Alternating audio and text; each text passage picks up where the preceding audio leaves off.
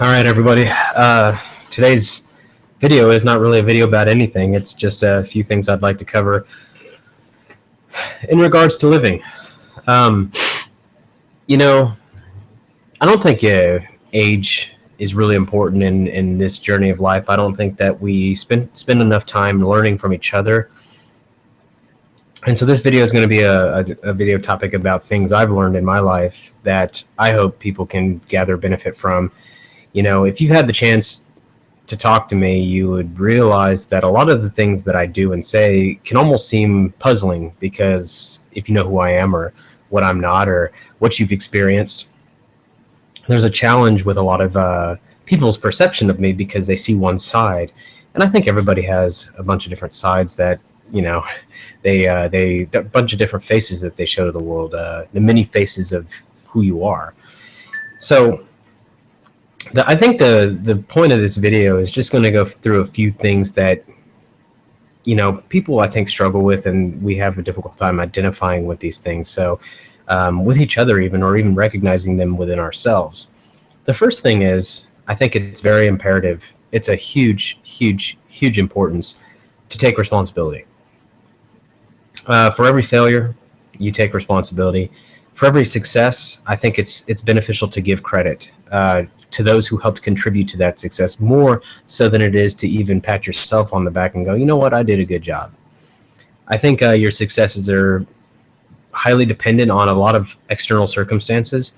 I think that we're very limited in capability when it comes to what we do on our own. I think that the need for people is arising in society, and this is true in anything, because if you think about it, what business can succeed without customers, right? Somebody that's purchasing your product or service. So our relationships with people, regardless if we like them or not, is quite substantial. If someone is giving you something or some kind of resource, I think you have to analyze it in that way to be able to be sure that you're actually experiencing success. And it's okay to say, you know what, I did a good job, but quickly pass the buck on to someone who helped contribute to your success, and always think the biggest reason behind that, and whether it's spirituality or something outside of yourself. I think it's really imperative that you do that, because I think if you focus too much on your own successes and then pass your failures on, it's going to be challenging for you.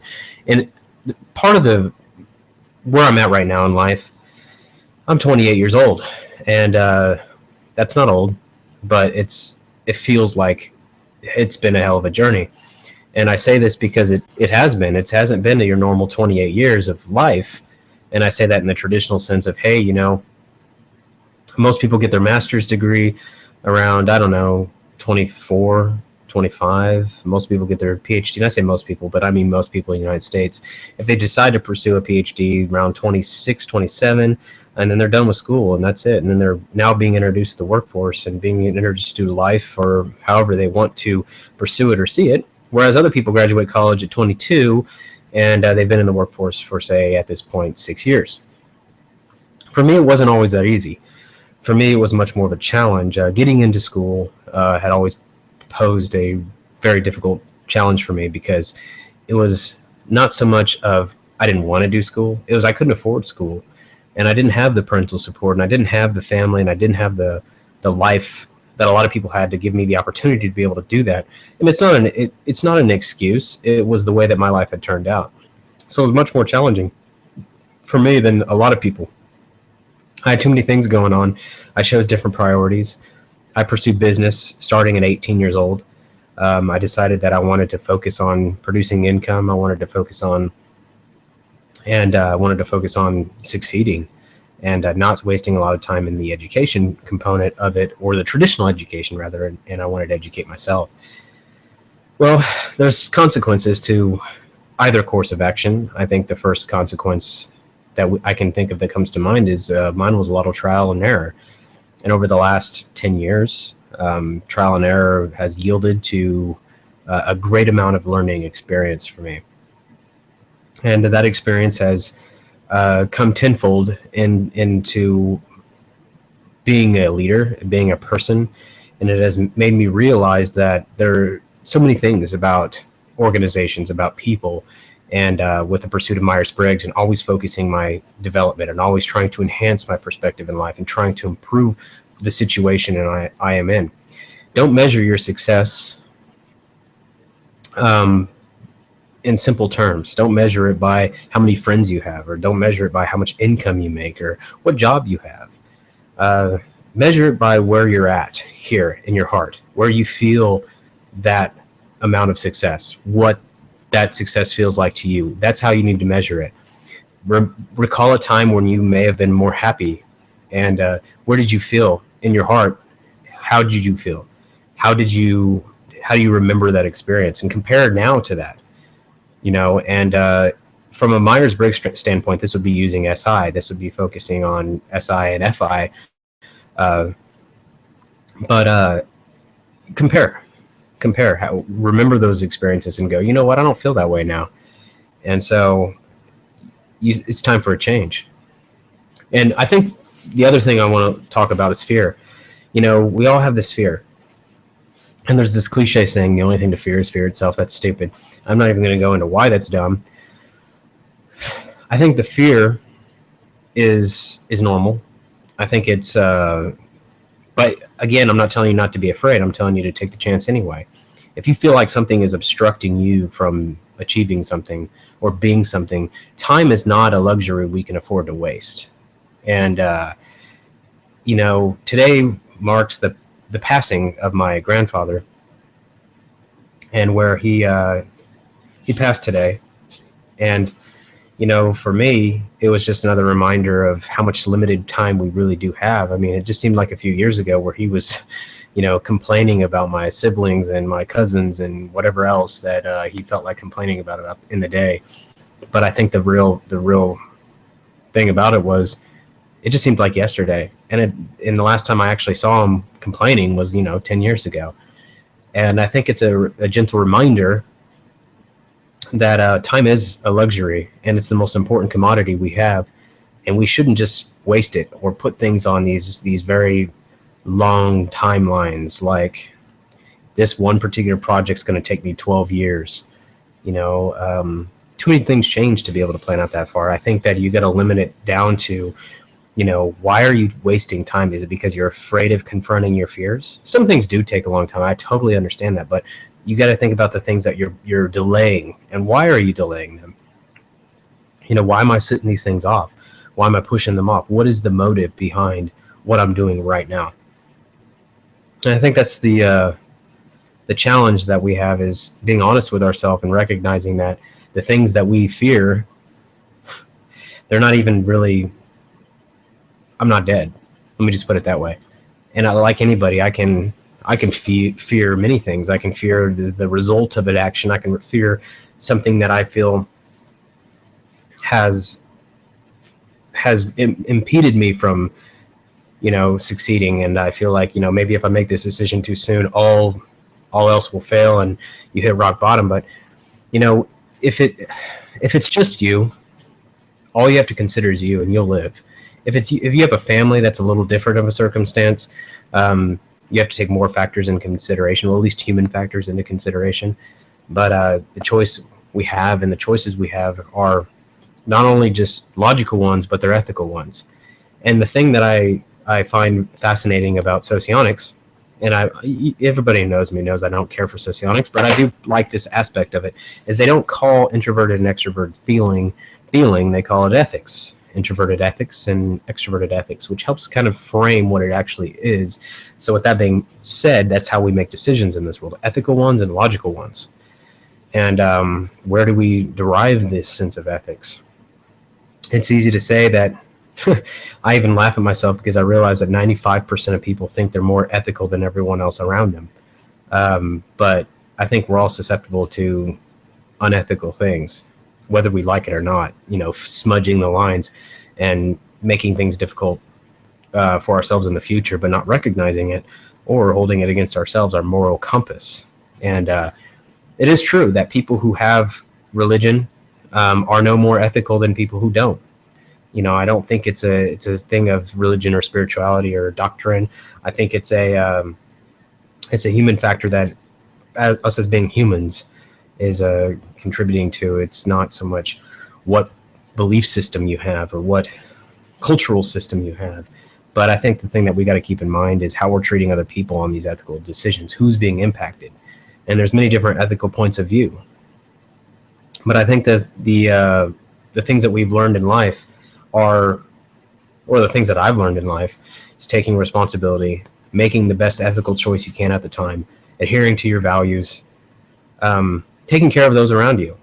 And this sounds like a very feeling-centered video, and it actually is, because this is a side of me I've been working on developing for quite some time, and it's not all about what system's most effective, and the human factor is not considered. You realize that these things are very interrelated, whether it's the human factor, the logical factor, the systematic factor.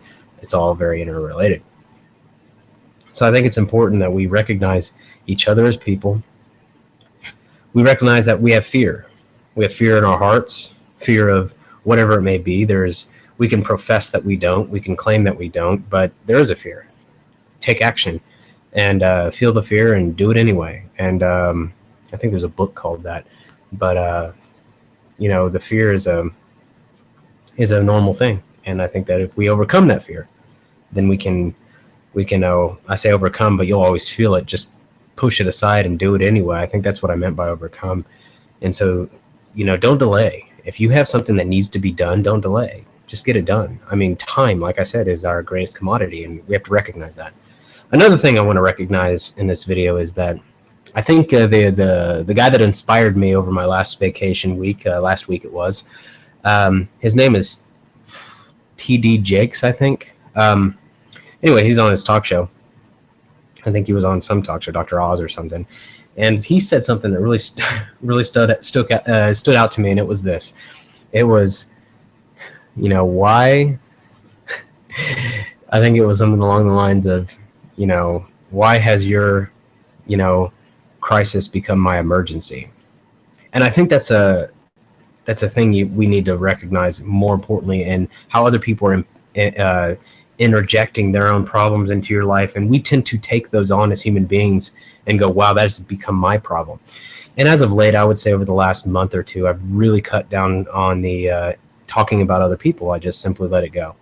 And I think the only time for the last few years, the only time I really talked about other people was to learn from their experiences and say, you know what, maybe I need to analyze this more. But again, regardless of what the motive is, it still is what it is, and it's actually gossip.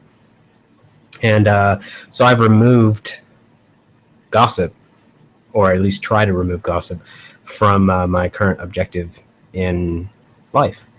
And I think there's these little small steps and little small increments that we have to take as we continue to move forward. And I think that as we look at other people and we put them under the microscope and analyze their actions and realize that they're doing something wrong, I think we are less likely to look at what we're doing wrong. So aim your perspective on yourself and realize that the problem may be you. You may be guilty of doing the same thing. We all may become hypocrites. And I'll be the first to profess on this video that I am a hypocrite in a lot of different ways. But just because I don't believe in something doesn't mean I'm not susceptible to actually doing it.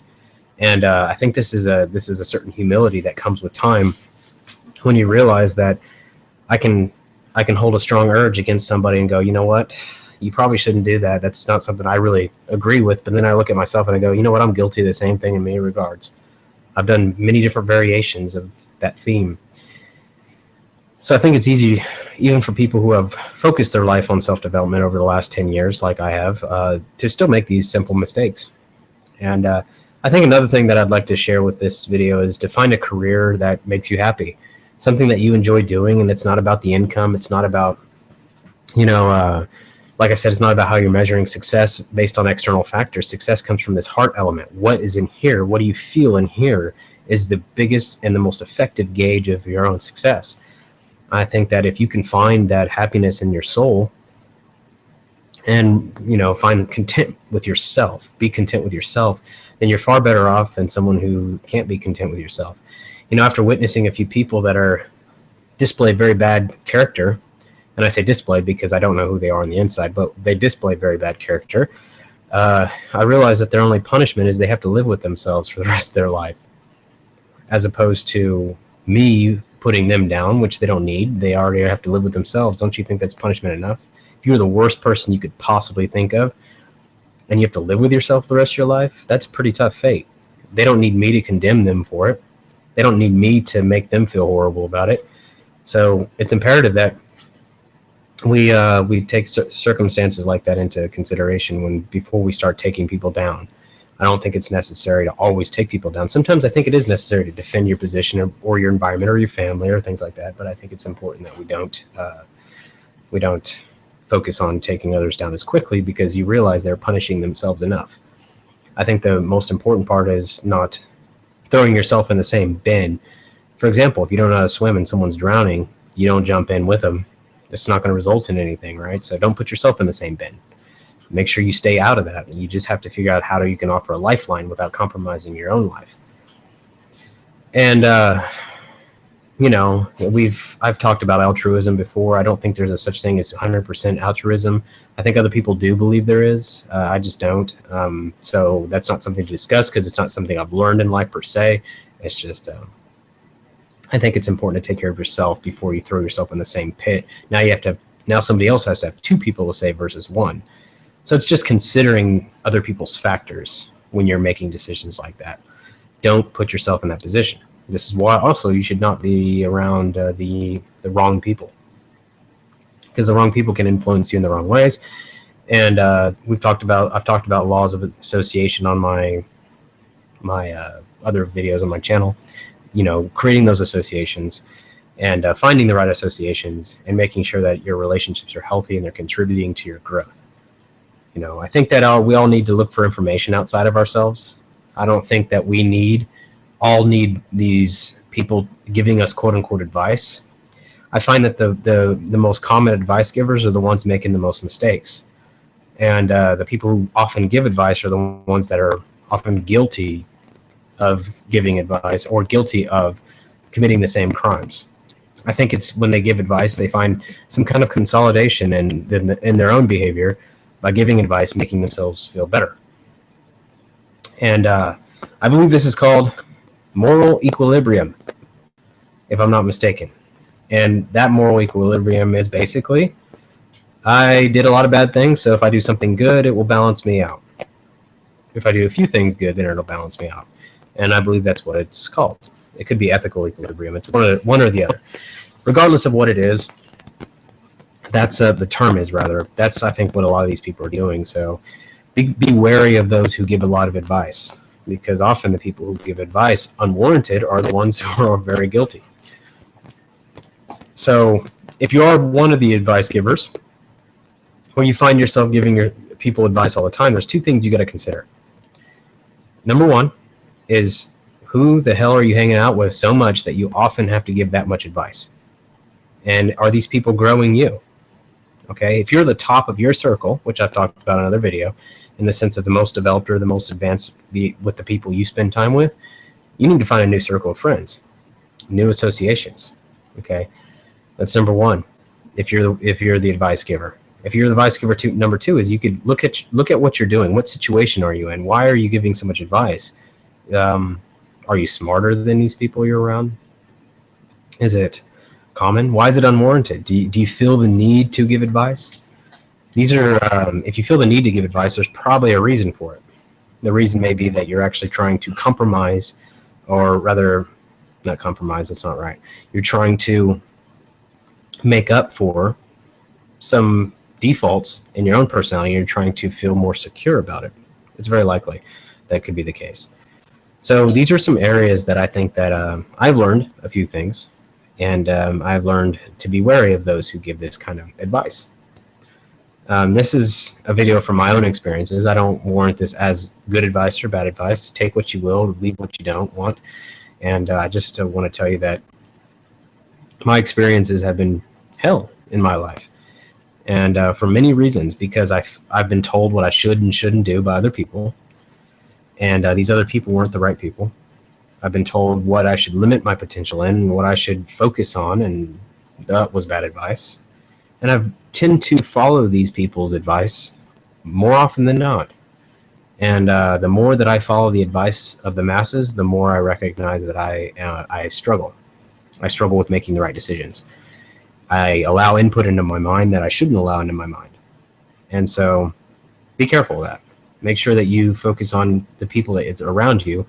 Look at what kind of life they're living, and look at what kind of advice that you want to receive. If you want to receive advice about relationships and then you come to me for about your relationships, probably not a good idea.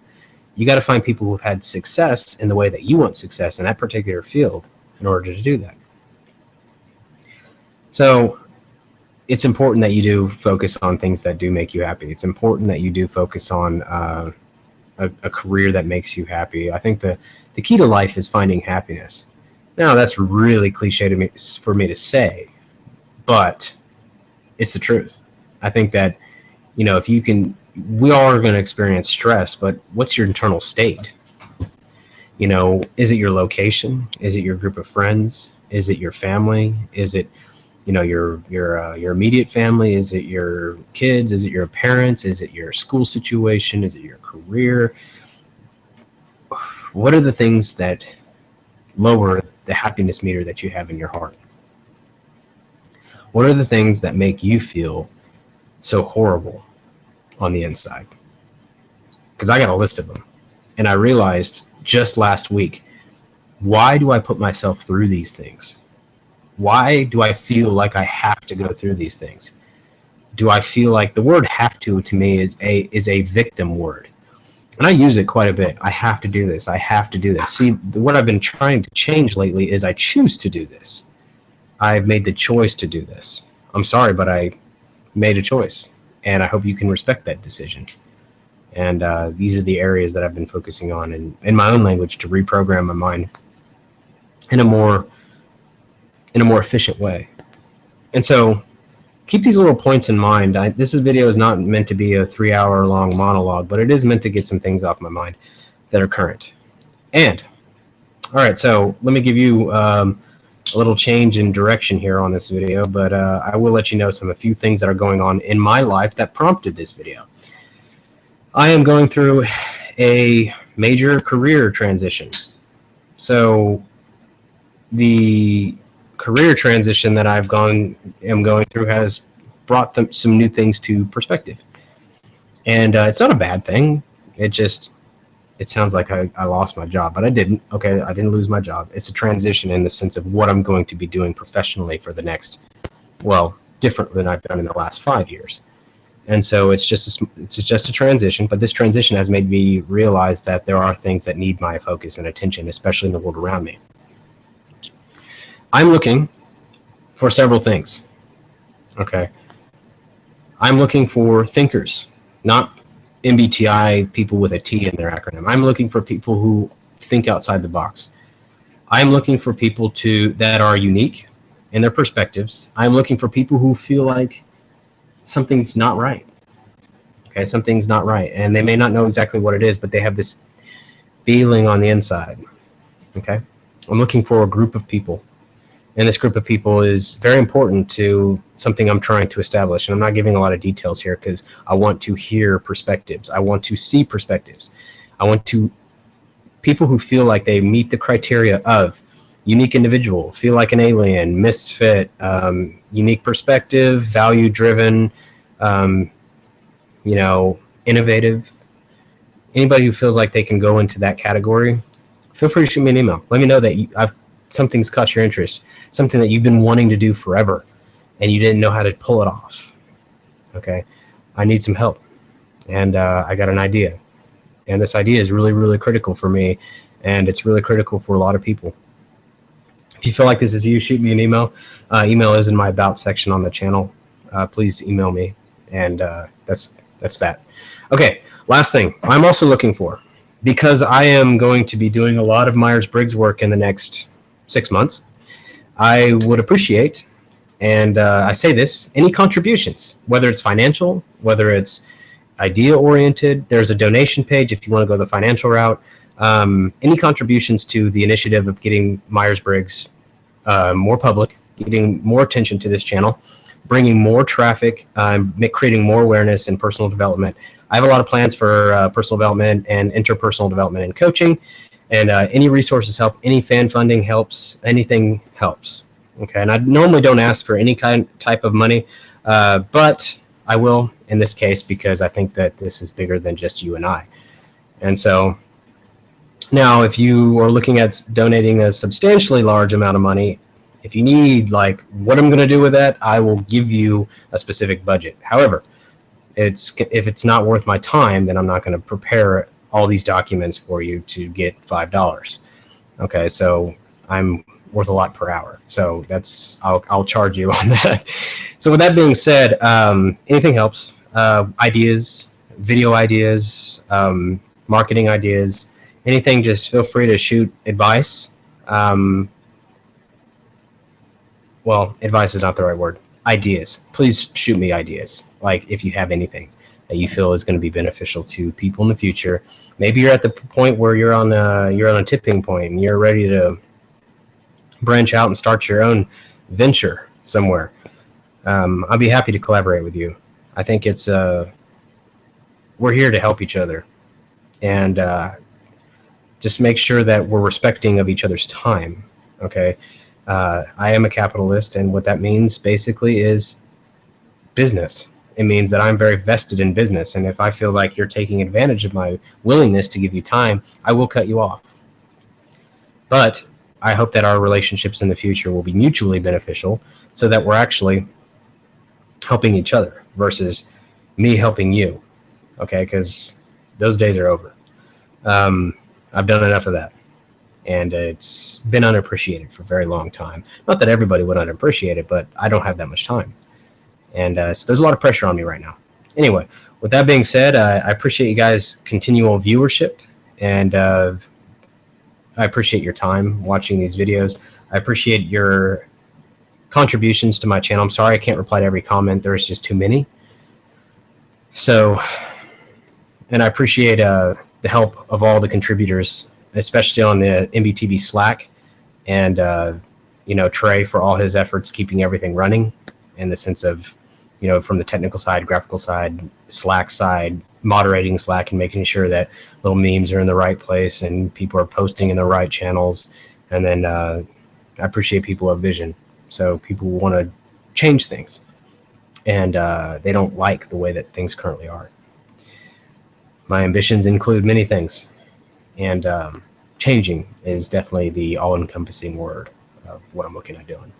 Anyway, I hope this video has brought a little bit of value to you, and I wish I could have made this longer. There's a lot of stuff that I'd like to share about you in life, but primarily I will summarize to end this, and then we'll end on that note. Is gauge your success by what's going on in here. Take responsibility. Make sure your friendships and associations are beneficial to you. Make sure that you're growing. Set a life for personal development.